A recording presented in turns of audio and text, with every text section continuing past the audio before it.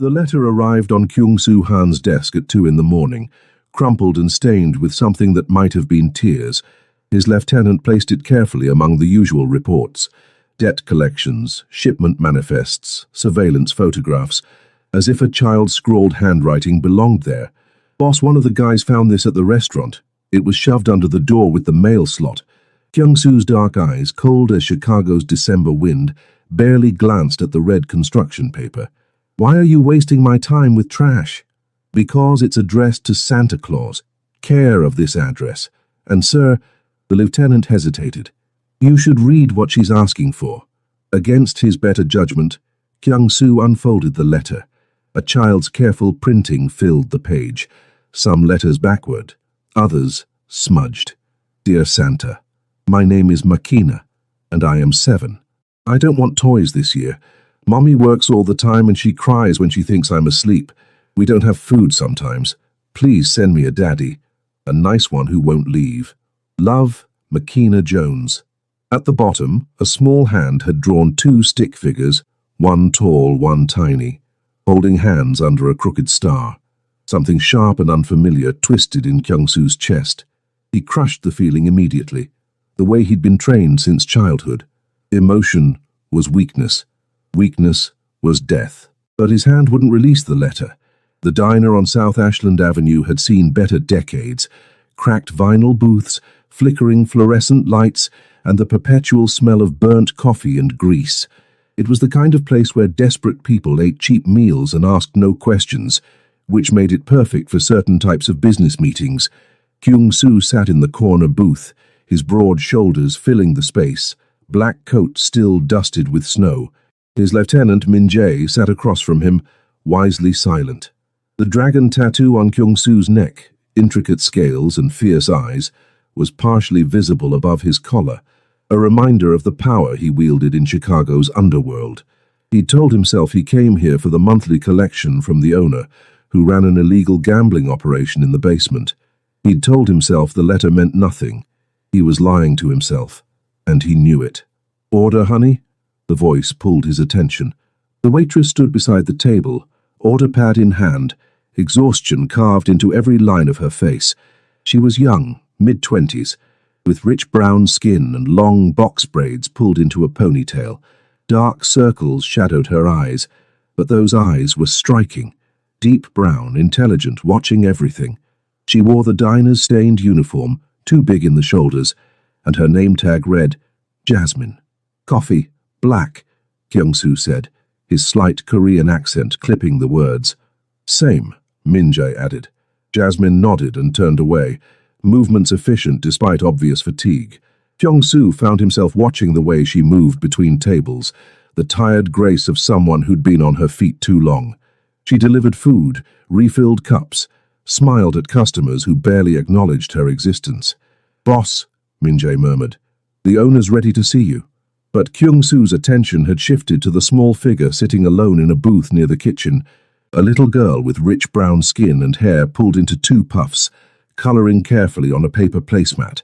She wore a thin jacket despite the cold, and the hot chocolate in front of her looked watered down, the free kind waitresses gave to poor kids.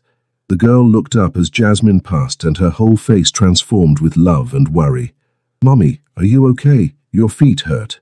"I'm fine, baby. Keep coloring, okay? Mommy's working." Kyung-Soo's hand moved to his coat pocket, where the letter still rested. His jaw clenched. Makina Jones. The realization hit him with unexpected force. The letter writer was here. Right here, in this miserable diner, while her mother worked herself to exhaustion. He watched Jasmine return to their table with coffee, professional smile firmly in place. Up close, he could see more. The proud tilt of her chin despite circumstances, the way her hands trembled slightly from fatigue, the fading bruise on her wrist that her sleeve didn't quite cover. "Anything else?" she asked. "That your daughter?" The question left Kyung-Soo's mouth before he could stop it. Jasmine's expression shuttered immediately, protective instinct flaring. "Yes. Is there a problem?" "No." He studied her face, seeing the fierce love there, the desperate pride. "She's well behaved. Makina's a good girl." Jasmine's voice softened, speaking her daughter's name, then hardened again. Will that be all? She walked away before he could respond, returning to the endless cycle of orders and tables. But Kyung-soo noticed things now. The way she slipped her daughter crackers from her apron pocket, the way Makina tried to hide her hunger, the way they looked at each other, with a love that transcended their circumstances. Min-jae cleared his throat. Boss? Handle the collection yourself, Kyung-soo said, not looking away from the mother and daughter. I'm staying. Sir? You heard me. For the next hour, Kyung-soo sat in that booth, nursing cold coffee, watching. He watched Jasmine navigate aggressive customers and inadequate tips with dignity.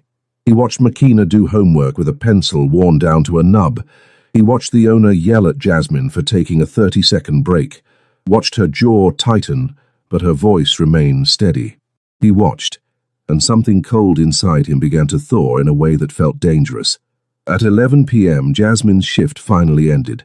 She collected Makina, wrapped the girl's thin jacket tighter, and headed for the door. The temperature outside had dropped below freezing, and neither of them had coats adequate for Chicago winter. Kyung-soo made a decision that would change 3 lives forever.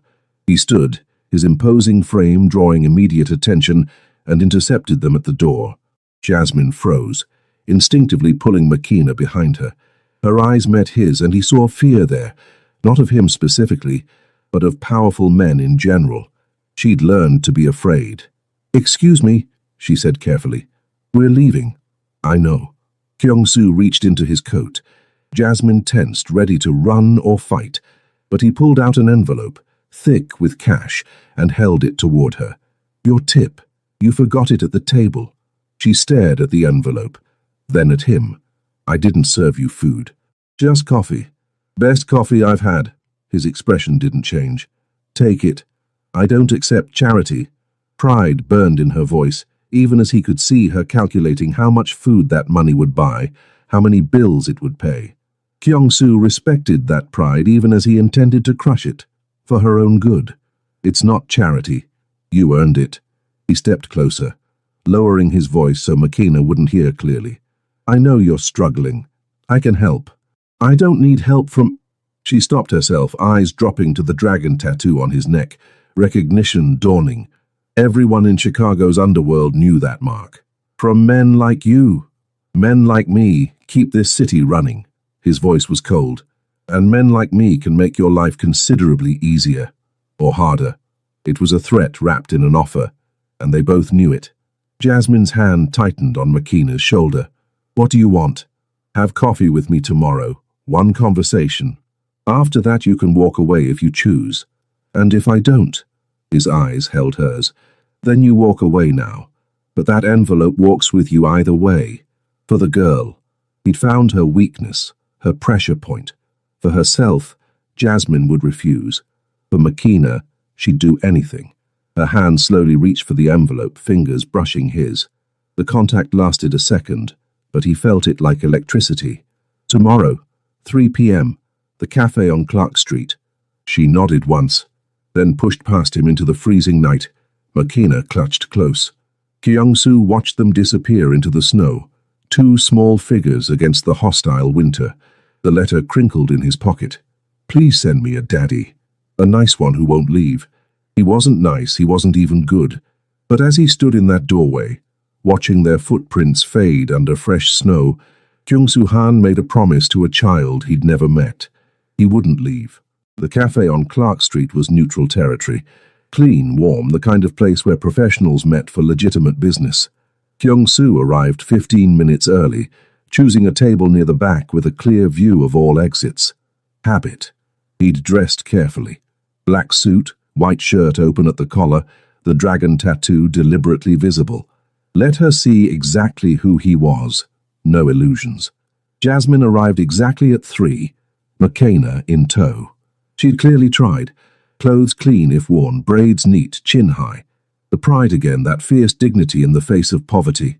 It stirred something in him, unwanted and insistent.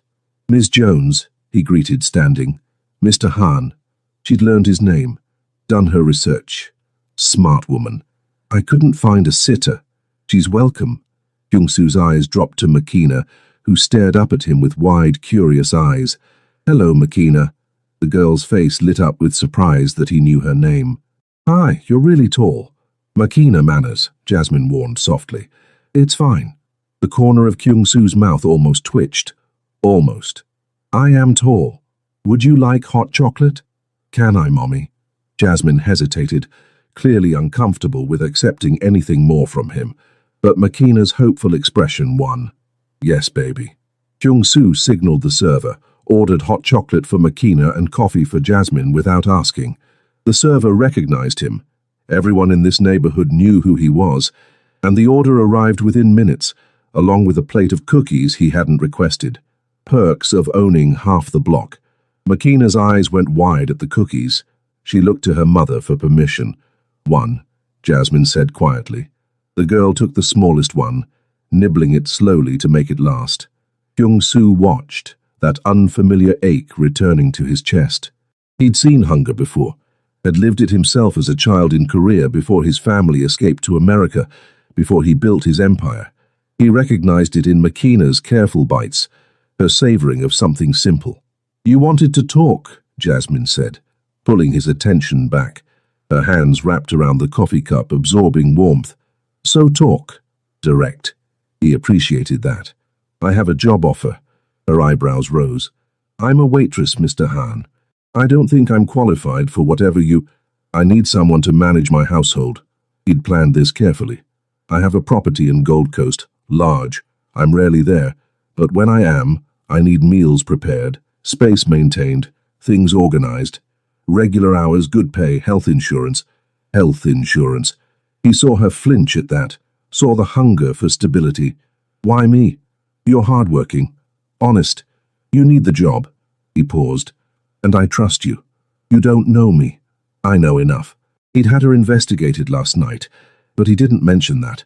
Single mother, father absent, medical bills from Makina's asthma, eviction notices piling up. Jasmine Jones was drowning, and she was too proud to scream for help.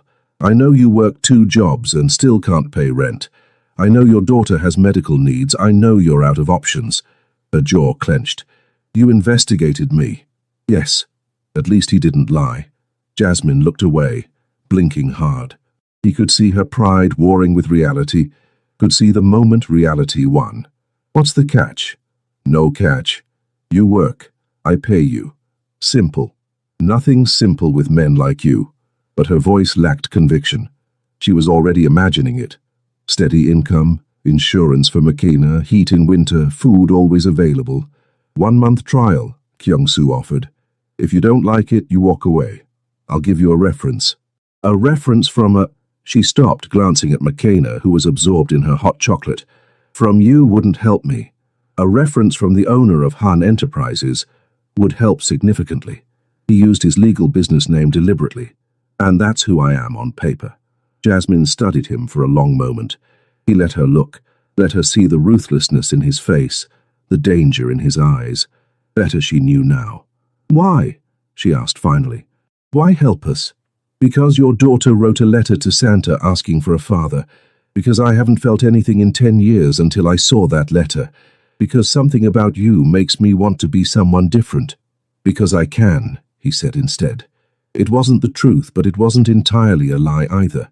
Jasmine looked at Makina, then back at him. He could see her making the calculation every mother in her position would make. Risk versus reward, danger versus opportunity. "If you touch my daughter..." "I won't." His voice was ice. "I don't hurt children, ever." Something in his tone convinced her. Or maybe she was just desperate enough to believe. "Okay," she whispered. 1-month trial. You start Monday." "That soon?" "I'm not a patient man, Ms. Jones." "Jasmine," she corrected. "If I'm working for you, it's Jasmine." "Jasmine." Her name felt strange on his tongue, intimate. "Call me Kyung-soo. I'll call you Mr. Han." He almost smiled. Almost. Makina chose that moment to look up from her hot chocolate, mustache of foam on her upper lip. "Mommy, can I have another cookie?" "No, baby, you've had enough." "She can have them all," Kyung-soo interrupted. To the server, "Box up the cookies and add a selection of sandwiches." "Mr. Han, that's not..." "It's food, Jasmine, not charity." His eyes held hers. "Let me do this." She wanted to refuse. He could see it in every line of her body. But Makina was watching with hopeful eyes, and Jasmine loved her daughter more than she hated accepting help. "Thank you," she said finally, the words clearly difficult. "You'll thank me by showing up Monday, 8 a.m. I'll text you the address." He stood, signaling the end of the meeting. Jasmine gathered Makina, accepted the boxed food with visible reluctance. As they reached the door, Makina turned back. "Bye, Mr. Kyungsu, thank you for the cookies." Her smile was pure sunshine, innocent and bright. It hit Kyungsu like a physical blow. "Goodbye, Makina." When they left, he sat back down, staring at his untouched coffee. Min-jae emerged from a nearby table where he'd been watching. "Boss, what are you doing?" "I don't know," Kyungsu admitted quietly. For a man who always had a plan, who controlled every variable, those 3 words were terrifying. That night, alone in his penthouse, Kyung-soo took out the letter again, unfolded it carefully, studying the childish handwriting, the backward letters, the stick figures holding hands. "Please send me a daddy. A nice one who won't leave." He wasn't nice. He'd killed men, ruined lives, built an empire on violence and fear. His hands were stained with blood that would never wash clean. But maybe, just maybe, those same hands could hold something precious without destroying it. He placed the letter in his desk drawer beneath his gun and false passports. Monday couldn't come fast enough. Monday morning arrived with fresh snow and bitter wind. Kyung-soo's penthouse in Gold Coast was a monument to wealth and isolation. Floor-to-ceiling windows overlooking Lake Michigan, minimalist furniture in blacks and grays, art worth more than most people's homes. It was impressive and utterly soulless, like the man who lived there. He dismissed his previous housekeeper Friday, paid her 6 months severance and told no one why. Min-jae thought he was losing his mind. Maybe he was. At exactly 8 a.m. the doorman called up. "Mr. Han, Miss Jones and her daughter are here. Send them up." Kyung-soo straightened his tie, white shirt, 4 buttons undone despite the cold because old habits died hard, and waited. He realized his heart was beating faster. Ridiculous. The elevator opened directly into the penthouse. Jasmine stepped out, Makina's hand tight in hers, both of them freezing in shock at the opulence surrounding them.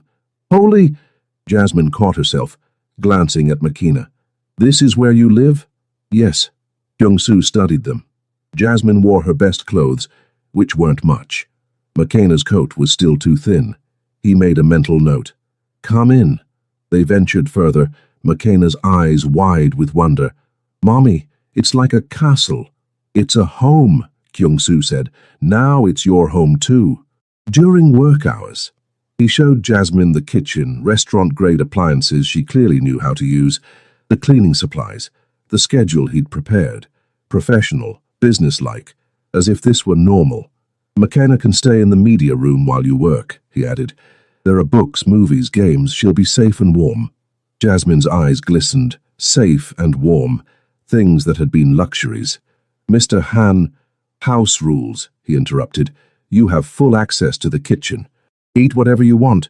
Feed Makina whatever she needs. No restrictions. That's not— Rule 2, if she's sick, you stay home. Paid. Her health comes first." Jasmine's throat worked. "Why are you doing this?"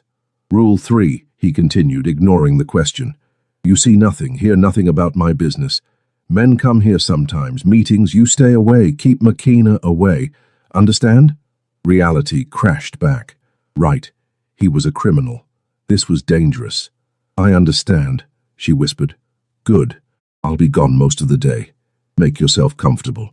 He left before she could protest further, taking Min-jae and heading to his real office, the one where blood money was counted and territories negotiated.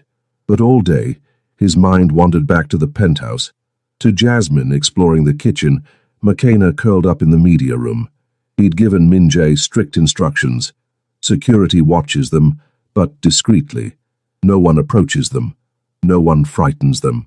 When he returned at 7 p.m., the penthouse had transformed. It smelled like food. Real food. Home cooking. Something with spices and warmth. Music played softly from the kitchen, and he could hear laughter. Kyung-soo stopped in the entryway, listening. When was the last time this place had heard laughter? He found them in the kitchen, Jasmine at the stove, Makina on a stool beside her, both singing along to an old R&B song. Jasmine's braids swung as she moved, grace in her tired body. Makina attempted to dance, giggling. They hadn't noticed him yet. He watched from the doorway, something warm and unfamiliar spreading through his chest. This was what the penthouse had been missing. Life. "You cook and provide entertainment?" he said finally. Both jumped. Jasmine spun, spatula raised like a weapon, then lowered it sheepishly. "Mr. Han, I didn't hear you come in." Clearly. He moved closer, drawn by the warmth. "What is that smell?" "Oh, I hope it's okay. I made dinner. You said to use the kitchen, and I thought—" Nervousness crept into her voice. "What did you make?" "Jerk chicken, rice and peas, plantains." She bit her lip. "I didn't know what you liked, so I made what I know. I can make something else if— It smells incredible." And it did. His own private chef had never made food that smelled like home. "I haven't had a real meal in months." "Mr. Kyung-soo," Makina bounded over, all energy despite the hour. "Mommy let me help. I mixed the rice." "Did you?" He looked down at her, this tiny person with her mother's eyes and brilliant smile. "Then it must be perfect. Are you hungry?" "Mommy made a lot." He was always hungry. Not for food, but for something he couldn't name. But looking at them, Jasmine watching him warily, Makina beaming up at him, Kyung-soo felt that hunger shift, focus, become specific. "I am hungry," he admitted. Jasmine hesitated, then made a decision. "Sit. I'll make you a plate." It felt strange sitting at his own table, a table he'd never used, while Jasmine served him food she'd cooked in his kitchen. Makina insisted on sitting beside him, chattering about her day in the media room, the movies she'd watched, the books she'd discovered. Kyung-soo listened, occasionally responding, mostly just absorbing her innocent joy. When Jasmine placed the plate in front of him, their fingers brushed again. That same electric shock. Her eyes met his, startled. She felt it too. He took a bite. The flavors exploded, spicy, perfect, made with care and skill. "This is excellent." "Really?" Jasmine smiled, genuinely pleased. The expression transformed her face, made her even more beautiful. "I used to cook with my grandmother. She was from Jamaica, taught me everything. She taught you well." They ate together, an odd makeshift family around that table. Kyung-soo found himself talking about Korea, about his mother's cooking, about flavors he hadn't tasted in years. Jasmine listened, asked questions, shared stories of her own. Makina fell asleep at the table, exhausted from her exciting day. Jasmine moved to wake her, but Kyung-soo was faster. "I'll carry her," he said. "You don't have to—" But he was already lifting the child carefully, as if she were made of glass. Makina's head nestled against his shoulder, her breath warm against his neck. She weighed nothing, this little girl who'd written to Santa, asking for a father. Something fierce and protective surged through him. Mine to protect, his instinct screamed. Mine to keep safe. "The guest room," he directed Jasmine. "This way." He laid Makina on the bed, pulling the covers over her thin frame. Jasmine stood in the doorway, watching with an expression he couldn't read. "She trusts you already," Jasmine said softly. "She doesn't trust men, usually." "Why not?" "Her father—" Jasmine's jaw tightened. "He wasn't kind." Before he left. Rage flashed through Kyung-soo, hot and immediate. Someone had hurt this child, hurt this woman. "Where is he now?" "I don't know. Don't care. Good riddance." He understood that sentiment. He dealt with bad men every day. But something about knowing Makina had been hurt, that Jasmine had been hurt. "I'm not him," Kyung-soo said quietly. "I'm not a good man, Jasmine. But I don't hurt children. And I don't hurt women. You hurt people, though. Not an accusation. A statement. Yes. People who deserve it." She studied him in the dim light of the guest room, this dangerous man standing over her sleeping daughter with unexpected gentleness. "I don't understand you," she admitted. "Good. That makes two of us." The moment stretched between them, charged with something neither wanted to name. Finally, Jasmine broke eye contact. We should go, it's late. Stay. The word came out rougher than intended. The guest room is ready.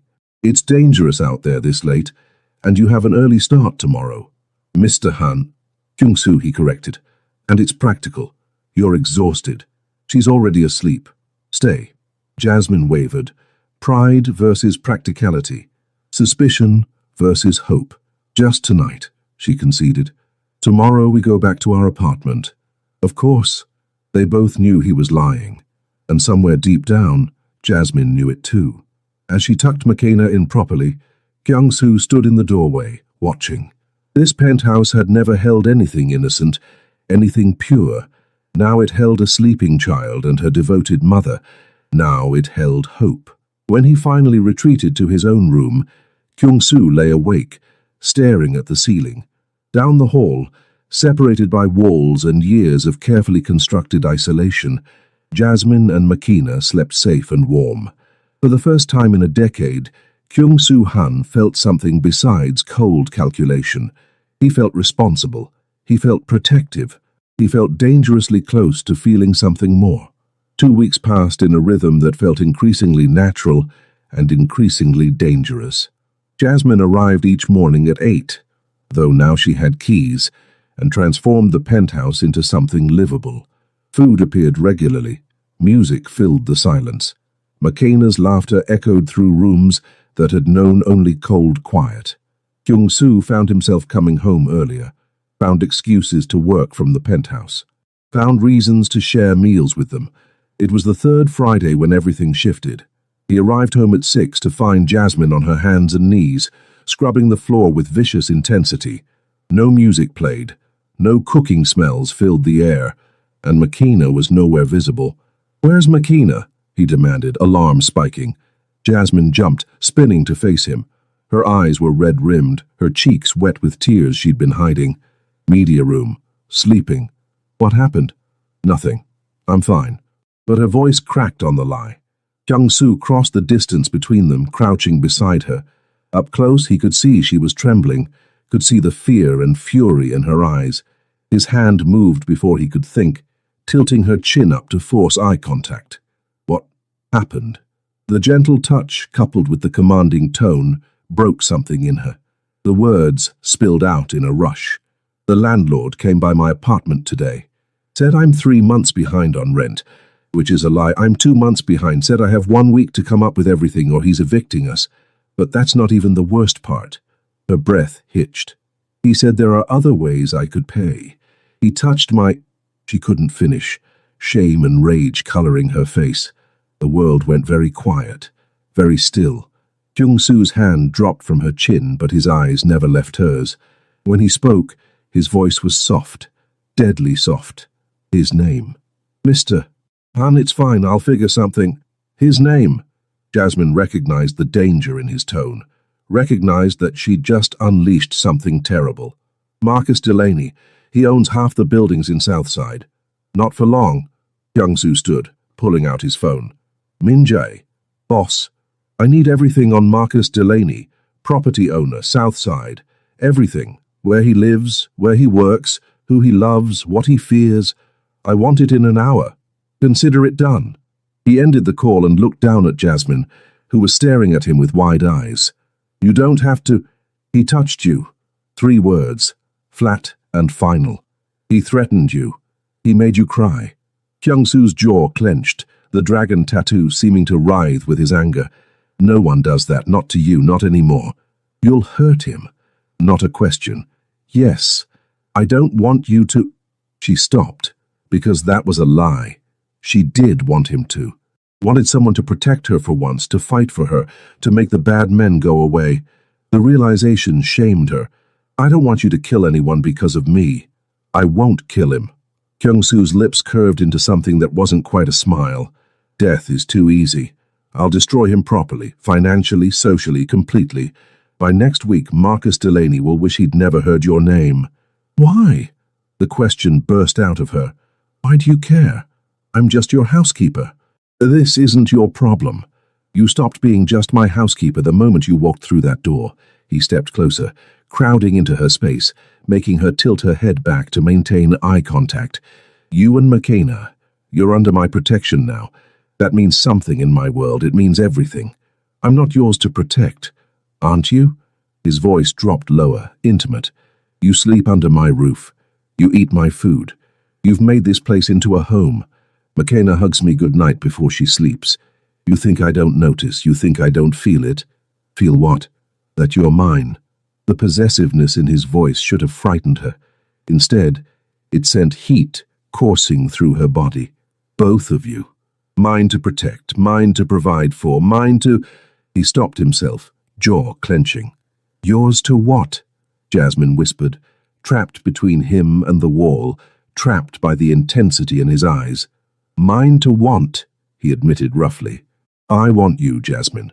I've wanted you since that first night at the diner, and it's getting harder to pretend I don't. Her breath caught. Kyung-soo, tell me you don't feel it. Tell me when our hands touch you don't feel electricity.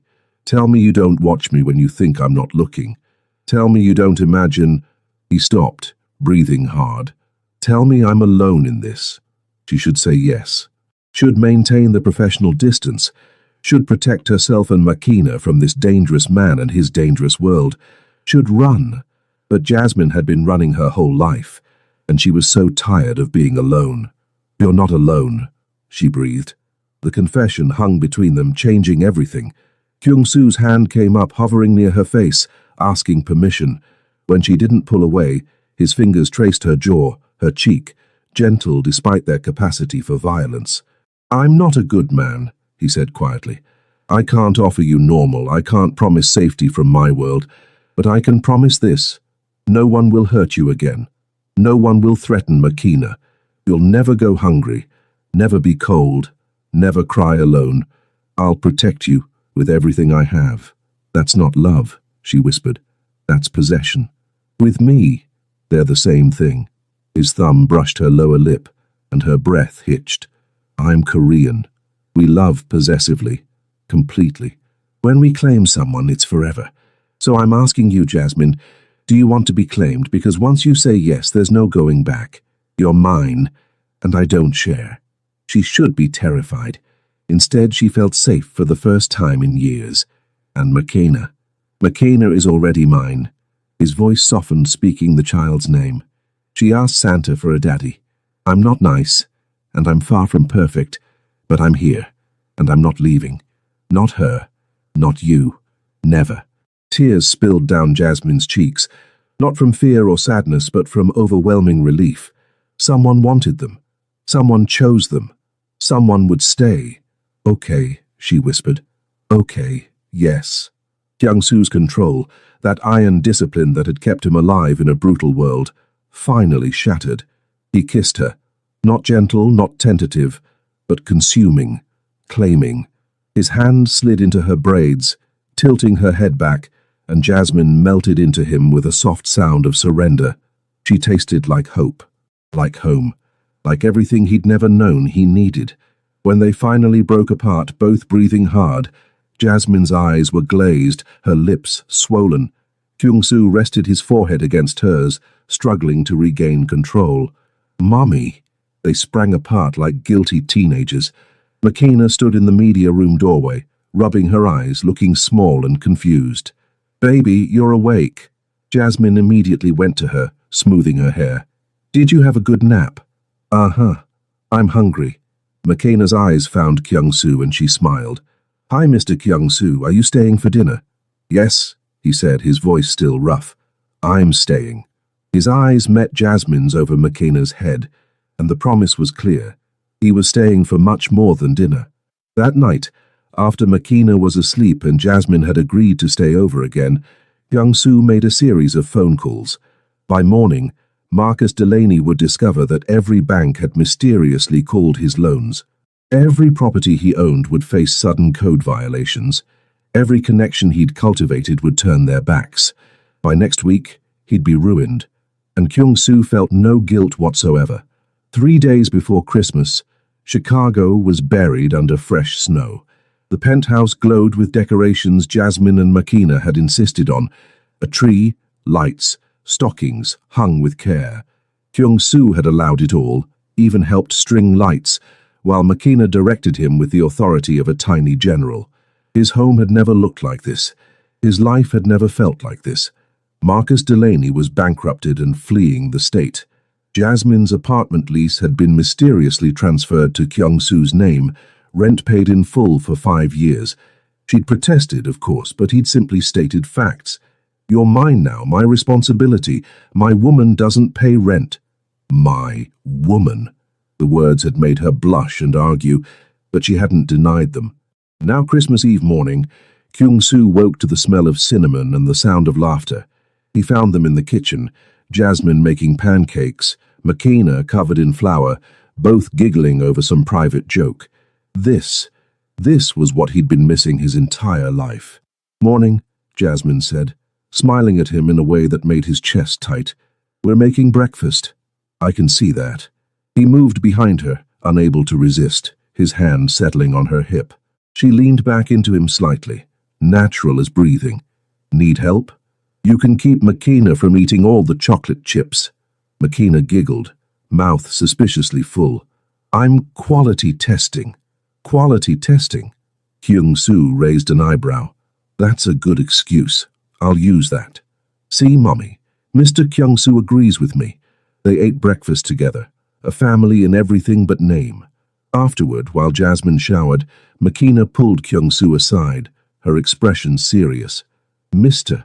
Kyung-soo, can I ask you something?" "Always." She bit her lip, suddenly shy. "Are you going to be my daddy?" The question hit him like a physical blow. He crouched down to her level, meeting those earnest eyes. "Would you want that?" "Yes. You're really nice. And you make Mommy smile. And you let me eat chocolate chips. And you give the best hugs." She paused. "And I asked Santa for a daddy. Maybe he sent you?" Kyung-soo's throat closed. He thought of the letter, still in his desk drawer, the one that had started everything. Maybe Santa had sent him. Or maybe this little girl had saved him without even knowing it. "Makina," he said softly, "I would be honored to be your daddy. If your mommy says yes." "She will, she loves you, I can tell." "How can you tell?" "She looks at you the way Princess Tiana looks at Prince Naveen. In the movie, all soft and happy, out of the mouths of babes." Kyung-soo smiled, a real smile, the kind he'd forgotten he could make. "Then I guess I should ask her properly." "With a ring. Mommy likes sparkly things." "I'll remember that." That evening, after Makina was asleep, Kyung-soo found Jasmine on the balcony, watching the snow fall over Lake Michigan. He wrapped his coat around her shoulders, pulling her back against his chest. "You'll freeze out here," he murmured. "It's beautiful, though. I never had a view like this before. Get used to it. This is your home now." She turned in his arms, looking up at him. "Kyung-soo, we need to talk about this, about us. This is happening so fast." "Too fast? Maybe? I don't know." She bit her lip. "I have a daughter. I can't just jump into something without thinking." "I'm not asking you to jump." He cupped her face in his hands. "I'm asking you to stay. Permanently. You and Makina. Move in. Not as my housekeeper, as my family. Your family. I want to wake up to your face every morning. I want to come home to Makina's laughter. I want to teach her Korean and take her to museums and help with homework. I want to watch you cook and argue with you about music and kiss you whenever I want without worrying about timing." He paused. "I want to marry you, Jasmine." Her breath caught. "You can't possibly. We've known each other 3 weeks. I knew the first night." His thumb brushed her cheek. "When I saw you protecting Makina, working yourself to exhaustion, refusing to break. When I read her letter asking for a father and realized you'd raised a child so full of hope despite having nothing, I knew." "Knew what?" "That I'd found what I'd been looking for my entire life. I just hadn't known I was looking." Tears spilled down her cheeks. "I'm scared. Your world is dangerous. What if something happens to you? What if Makina gets hurt? I've already tripled security. No one touches what's mine. And I'm planning to step back from the more dangerous operations. Let my lieutenants handle it. I have something worth living for now." "Me?" she whispered. "You. Makina. This life we're building."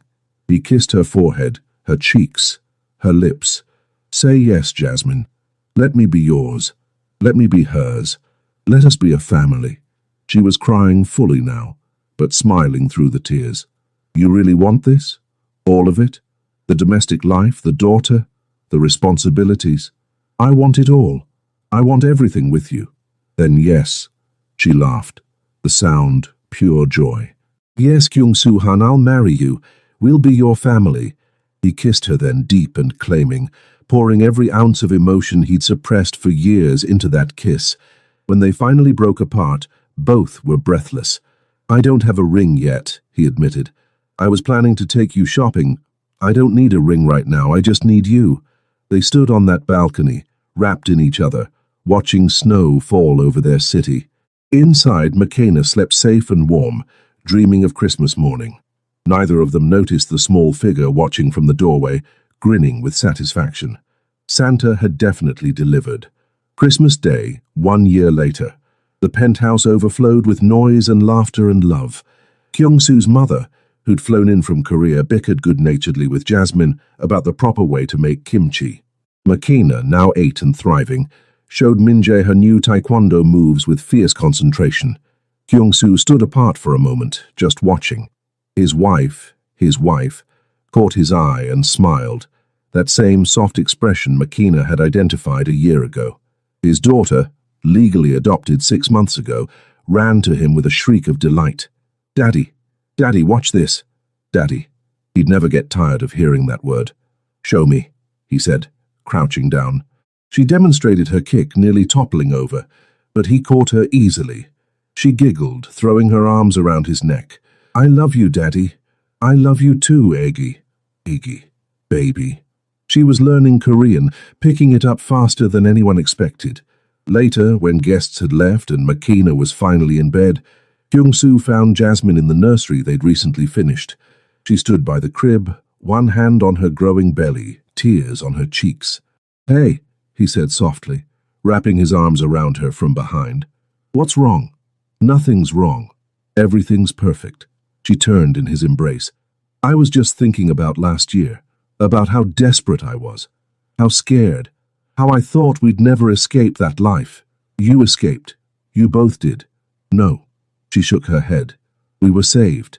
By a man who read a little girl's letter to Santa and decided to become the father she asked for. Kyung-soo thought about that letter, now framed and hanging in his office, a reminder of what really mattered. She saved me first. Both of you did. We saved each other. He kissed her, soft and sweet, his hand joining hers on her belly where their son grew. McKenna would have a brother soon. Their family would expand, would grow, would fill this penthouse with even more life. Merry Christmas, Jasmine. Merry Christmas, Kyung-soo. Outside, snow fell over Chicago. Inside, a former crime lord held his pregnant wife and listened to his daughter sleep peacefully down the hall. He'd been cold for so long, empty for so many years. Now he was warm. Now he was full.